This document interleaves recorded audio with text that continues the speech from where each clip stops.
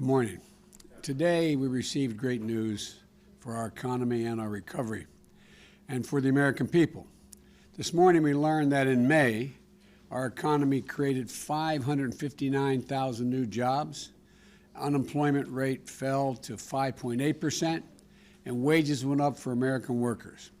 That means we have now created over 2 million jobs in total since I took office.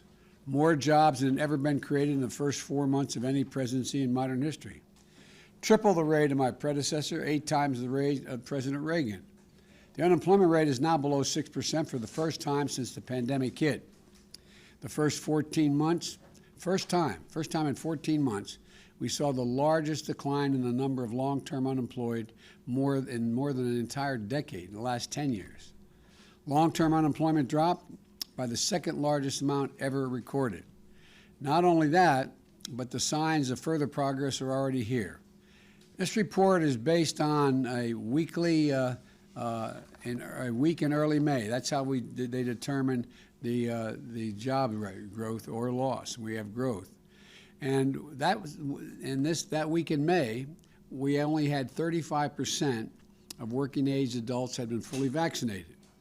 Now they were still all wearing masks. Since then, 21 million more adults have gotten vaccinated, making it easy for them to return to work safely. In short, this is progress, historic progress that's pulling our economy out of the worst crisis it's been in 100 years. And it's testament to the new strategy that is growing this economy, not only growing it, but growing it from the bottom up and the middle out. Remember, when I took office in January, our economy was in a tailspin. Job growth had stalled. COVID was raging. Average initial claims for unemployment insurance were over 830,000 per week. Now those claims have fallen below 430,000, about half of what they were when I took office. Before I took office, almost 24 million Americans were going hungry. Remember those long lines of cars, miles long, people waiting for just a box of food to be put in their trunk? That number has already dropped by 25%. Still too many, but clear progress. Before I took office, independent experts were projecting that the American economy would grow by 3 or 4% in 2021, this year. This week, the Organization of Economic Cooperation and Development, the so-called OECD, which makes up a group, includes the world's largest economies in its membership, and has been one of the leading bodies analyzing economic growth worldwide and individual nations, increased their projection for U.S. economic growth this year to 6.9% in 2021. That's the fastest pace in nearly 4 decades. In fact, the U.S. is the only major economy where projections of future growth are stronger today than they were before the pandemic hit in 2020. And in May, manufacturing activity was nearly as strong as it was in more than 15 years, stronger than in 15 years. No other major economy in the world is growing as fast as ours. No other major economy is gaining jobs as quickly as ours. And none of this success is an accident. It isn't luck. It's due in no small part, first of all, the cooperation of the American people in responding to my effort to get COVID under control, wearing masks initially and getting vaccinated. And it's no small part to the bold action we took by passing the American Rescue Plan. The plan provided those resources to get shots in people's arms, underwrite the vaccination effort, enough vaccine supply for every single American, more vaccinators, people to put shots in the arms, and more vaccination sites. And now, 52% of American adults are fully vaccinated.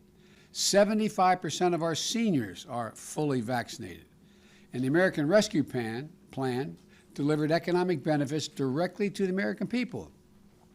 Because of that law, more than 167 million of those rescue payments of up to $1,400 have gone out to individual families.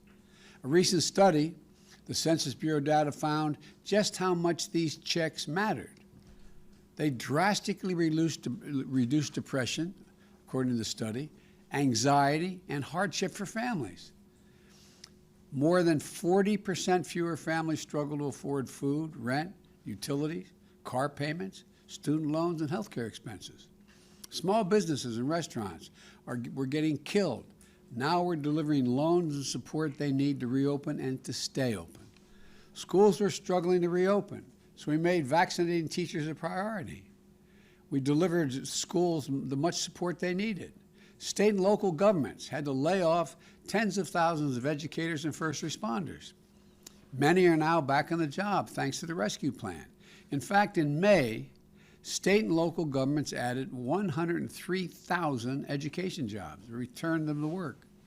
These funds are continuing to get out this month to support state and local governments, which will help get more people back to work. Small and medium-sized businesses are now able to take advantage of a special tax credit called the Employee Retention Tax Credit. It provides businesses a generous tax credit to retain or hire more workers. Through our Restaurant Revitalization Fund, we anticipate being able to help over 100,000 hard-hit restaurants stay open or reopen. And beginning next month, most families with children will be getting a tax cut, which should be going and deposited in their accounts directly into their bank accounts every month. We know that access to child care is one of the biggest barriers in the way of parents going back to work. Our administration is delivering $39 billion in child care relief to help child care providers get back on their feet, the providers, and serve more families. And this month, our economy added nearly 20,000 more child care jobs that weren't there last month, in fact, allowing parents to have access to get help. And temporary boost in unemployment benefits that we enacted, I should say, help people who lost their jobs through no fault of their own and who still may be in the process of getting vaccinated, but it's going to expire in 90 days. That makes sense, it expires in 90 days. To sum it up, look, COVID cases are down. COVID deaths are up. Unemployment filings are down. Hunger is down. And vaccinations are up. Jobs are up. Wages are up.